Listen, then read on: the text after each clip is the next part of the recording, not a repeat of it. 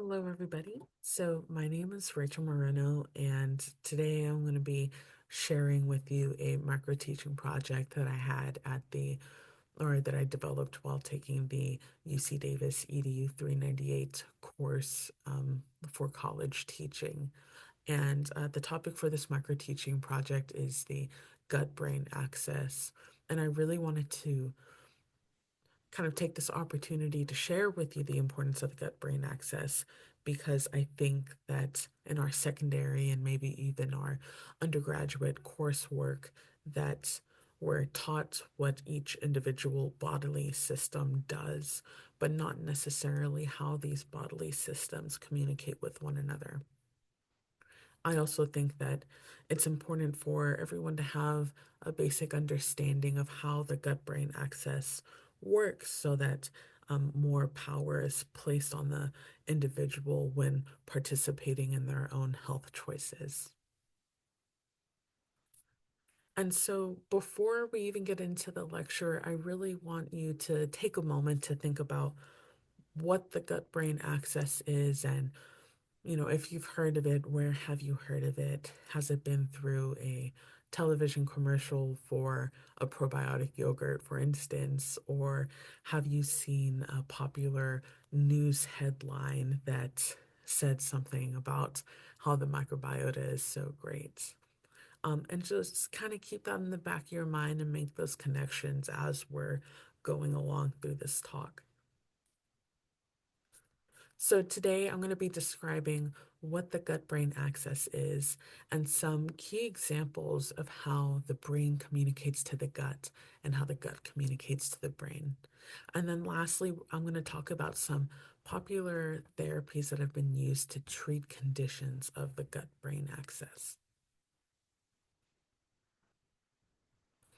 And so, this axis is really a series of tissues and cells and molecules that are primarily associated with the health and function of one tissue. So, for instance, let's say the gut, but have significant impacts on another tissue.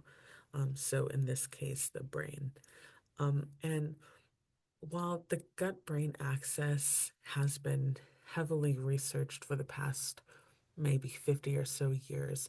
It's been around for even longer than that.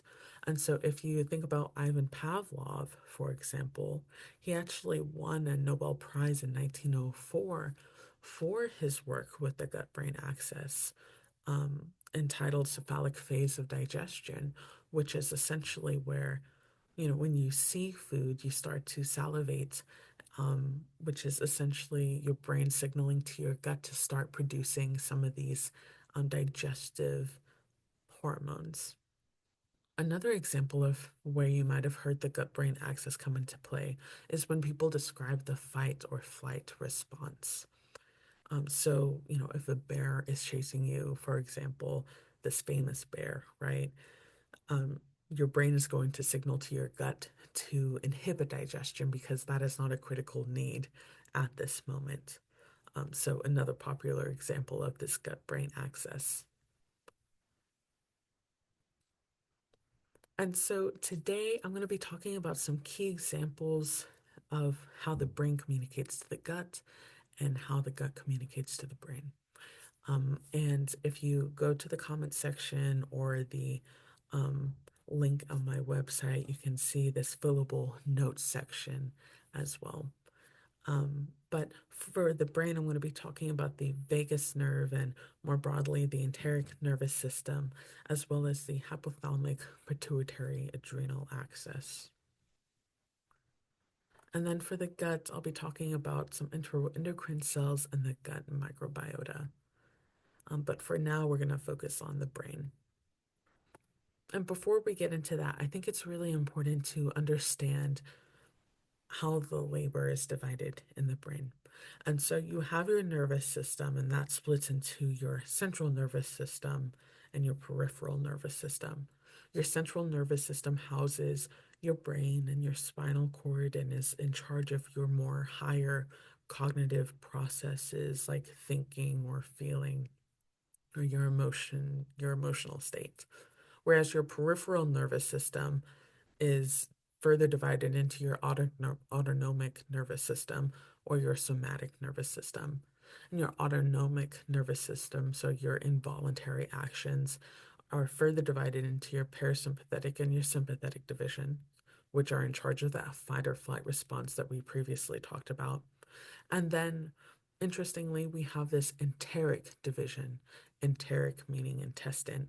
And this enteric division is actually so large that it's referred to as your body's second brain. And so that should give you an idea for the importance of gut to brain communication, that there's a whole dedicated division dedicated to communicating with the gut. And so now let's start getting into these examples, starting off with the vagus nerve and enteric nervous system. And I think it's important to point out that they come from different places in that division of labor. So the vagus nerve is a part of your central nervous system and is one of your major cranial nerves, whereas your enteric nervous system is in that peripheral division of labor outside of your brain and spinal cord. But they both function in very similar ways, which is why we're going to talk about them together here. So, with the vagus nerve and enteric nervous system, they directly innervate your gut tissue, for example. And so they're physically interacting with your gut tissue and cells throughout your GI tract. So, spanning from your esophagus and stomach all the way to your small intestine and colon. And because of their presence, they help regulate several gut functions. So, for instance, it can sense when food is present, acting as kind of this intake of sensory information. And as a result, it can signal to your gut tissues and your gut cells to start contracting their muscles, which is important for mechanical digestion in the stomach or your smooth muscle contraction in your colon, for example. It also regulates things like gastric acid secretion or mucus production, too, which is going to be really important for preventing inflammation or preventing your immune system from activating. A large portion of how they work, the vagus nerve and the enteric nervous system, is through the secretion of neurotransmitters, with acetylcholine being a significant one, helping to regulate that muscle contraction.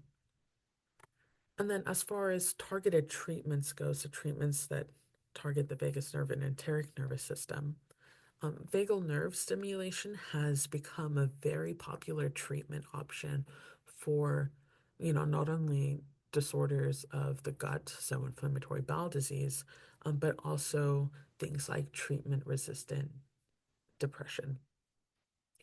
And then we have kind of the flip side of that, vagotomy, so the physical cutting of the vagus nerve, which is now obsolete, but in the past has been used to treat very severe cases of gastric acid reflux disease. And then moving on to the next example, I want to talk a little bit about the hypothalamic pituitary adrenal axis, or this HPA axis. This is located in your midbrain, so your central nervous system. And unlike the vagus nerve and enteric nervous system, the HPA axis indirectly communicates with the gut. So its primary mode of communication is going to be through the secretion of neurotransmitters or glucocorticoids. This HPA axis is primarily activated by stress. And so, whether or not it's you running from that bear or stressing about meeting a work or a school deadline, this HPA axis is going to be activated all the same. And as a result, its activation is going to lead to the production of glucocorticoids, including cortisol, which is going to be your kind of poster child for glucocorticoids.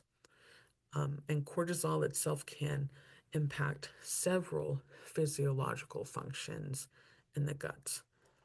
So, for instance, if there's ever been a time in your life where you've been incredibly stressed, maybe for a period of days or a couple of weeks, and then you've gotten sick as a result, it's actually connected to your cortisol because cortisol can suppress your immune system, leading to a heightened risk of infection.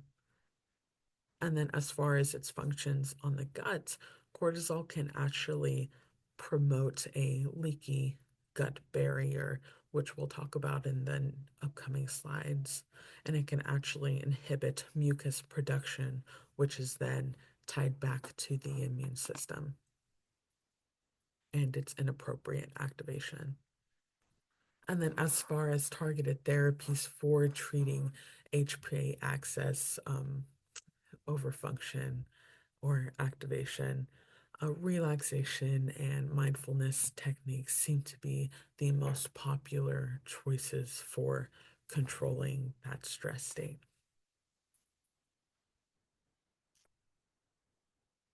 And so we've talked a little bit about the brain and some key examples from the brain. And now I want to turn the focus towards the gut. And I'm going to talk about enteroendocrine cells and the gut microbiota for this one. But please keep in mind that this is, by all means, a non exhaustive list. And so there are at least a dozen of other ways of how the gut and brain communicate with one another. But before we dive into these key examples, I think it's also important to go over the organization of how the gut is structured. And so if we take a look at this picture, you'll see this brown layer right here, which is going to be your lamina propria. And this lamina propria will house your immune cells. So we have an abundant T cell population here. We have a lot of B cells that are secreting antibodies, so on and so forth. And then if we look at this yellow section, this is where our mucus is going to be. And this mucus has antimicrobial peptides, it has your antibodies. This is this area outside of in the lumen of your small intestine, for example, or large, is going to have your commensal microbes and whatever food you eat or whatever you're exposed to in your environment. And then separating the lamina propria and this mucus and luminal environment is this intestinal epithelial layer. And you'll see in this layer that there are different colored cells, which are simply indicating different cell types. And so in this red over here in the intestinal crypts, we have a lot of stem cells that are giving rise to epithelial cells. Whereas if we go towards the top at this villus section, we're going to have a lot of goblet cells and enteroendocrine cells. And so, in states of disease, this barrier can actually weaken and cause what clinicians refer to as a leaky gut syndrome, where microbes or food particles from your luminal region can enter the lamina propria and initiate immune reactions there.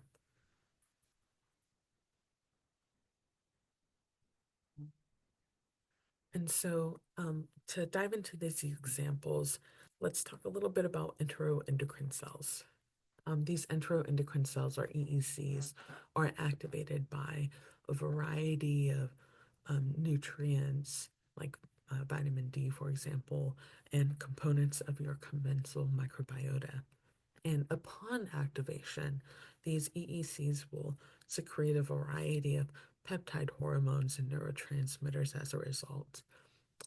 So, for example, serotonin is produced by these EECs, and it's this production that leads to the body's um, majority of serotonin, actually. And then we have things like neurotension produced as a result that stimulates muscle contraction. And so, as a result, these EECs and the peptide hormones and neurotransmitters that they secrete can have direct and indirect means of communicating with the brain. And so it's direct, as in it binds to the receptors of the enteric nerves and the vagus nerves, or in the vagus nerve that's innervating that gut tissue. And so those neurotransmitters don't have to travel far to signal through those neurons. Or those neurotransmitters and peptide hormones can enter the body's circulation um, through the liver portal vein and reach the blood and the brain through that.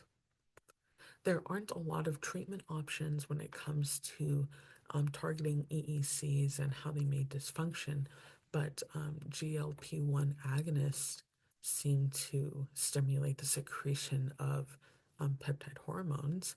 And so, if you've heard of Ozempic or Wegovy, those are examples of the GLP-1 agonist. An omega-3 enriched diet will also stimulate these cells, and that's going to be through the same mechanism that these GLP-1 agonists are working through. But not a whole lot of targeted treatments. And then lastly, you'll hear my cat in the background. You'll have to excuse Maud. Um, but lastly, I want to talk about the gut microbiome, um, because it's just so important. And it's so important in that there's been a whole sub-axis named entitled the microbiota gut-brain axis. And then if you were to take the entirety of the gut microbiome from an adult human, for example, it would weigh the same amount as an adult hamster. So it's not an insignificant aspect to gut brain health.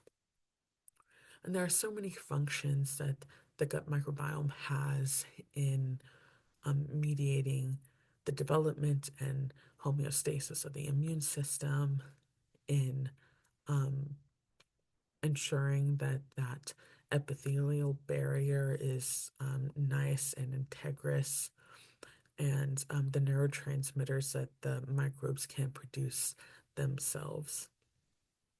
And it's so important that there could be a whole additional other video just describing the each of the ways that the gut microbiome can influence your health that we won't get into here today, but I think it's important for you that's watching to know that those are possibilities.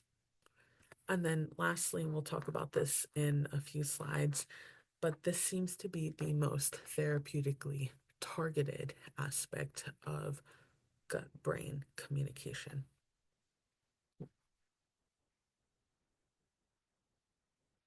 And so I want you to take a moment and think about some conditions that could arise from abnormal or dysregulated gut brain axis communication. And so, in my experience reading the literature, many conditions like autism spectrum disorder, schizophrenia, bipolar, depression, anxiety have some kind of a gut component, whether that be like constipation, diarrhea, abdominal pain, ulcers, cancer in some instances. Um, the list could go on. But the converse is true too. So, in individuals with inflammatory bowel disease, or let's say small intestinal bacterial overgrowth, those tend to have some psychological symptoms that co appear with them. And then for the last aspect of this talk, I wanted to talk about some of the therapies that are being used to target the gut brain axis. And so when it comes to therapies that modulate things in the gut that have an impact on the brain, uh, as I said in my previous slide, the gut microbiome seems to be the most popular therapeutic target. And this is going to look like things like probiotics, so Greek yogurt, fermented foods like kimchi or sauerkraut. Um, Another popular aspect of gut microbiome therapy in clinical studies is fecal microbiota transfer or transplants. And that's a much more invasive and intensive process because of donor screening and the risk from disease transmission.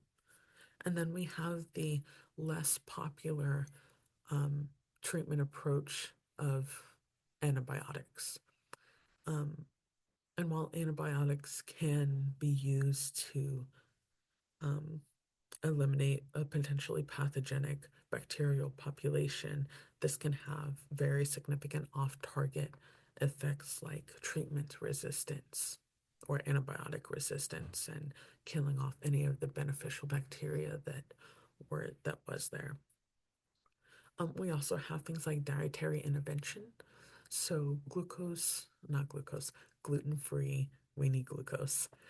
Gluten-free, casein-free diets, ketogenic diets is another popular alternative as well that's been used to treat depression and anxiety.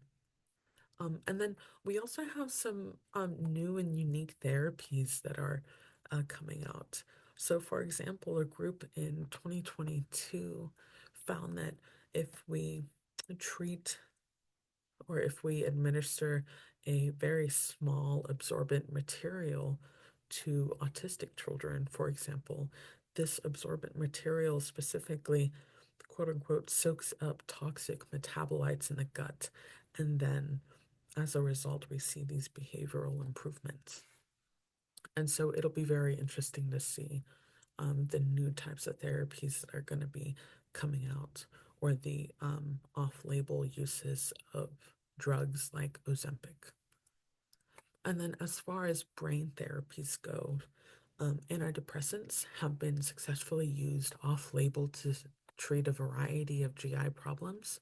So, for example, um, serotonin reuptake inhibitors or SSRIs, they have been used to stimulate gastric motility, which could be useful to treat things like constipation. Antipsychotics have been in the past used to treat anorexia and malnutrition. And then we previously talked about vagal nerve stimulation and meditation and stress management as ways to target that brain to gut communication.